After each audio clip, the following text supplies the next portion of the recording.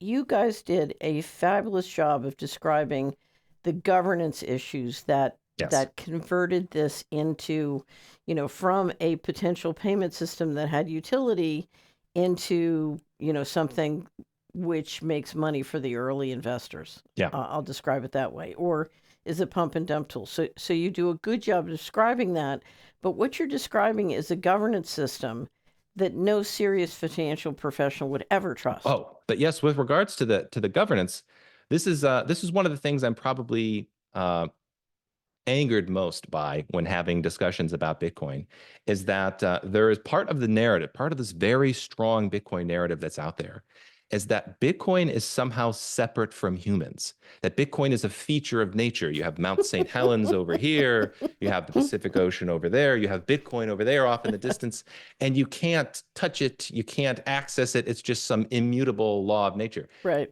That could not be farther from the truth. And I will guarantee anybody who reads Hijacking Bitcoin will soon be dissuaded of this idea because it's factually and theoretically not true. Right. Bitcoin is very much a human project that has a hierarchy that is determining what effectively gets put into Bitcoin's software code and what doesn't.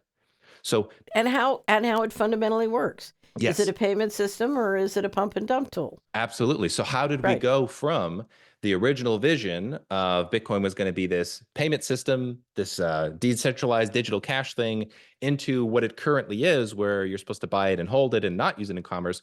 The mechanism that got us from here to there, or from there to here, is by uh, um, control over the software of Bitcoin. And specifically, they did this little trick, because what they'll say is, "Oh, look, the software didn't change. So therefore, how can you say Bitcoin was hijacked? Because look, the software has remained the same." The reason this is a trick is because the software developers gave themselves veto power over the software that goes into Bitcoin. And by giving themselves veto power, they prevented it from scaling. The original vision was, we're going to scale this way. It's going to be, layer one scaling. We're going to have everybody is going to be able to access the blockchain themselves. They're not going to have to go through companies. And this small group of software developers said, no, no, no. We're the experts. We're the technical experts here. And we decided that those changes are not going to go into the code, and we're going to keep Bitcoin capped at 7 transactions per second indefinitely.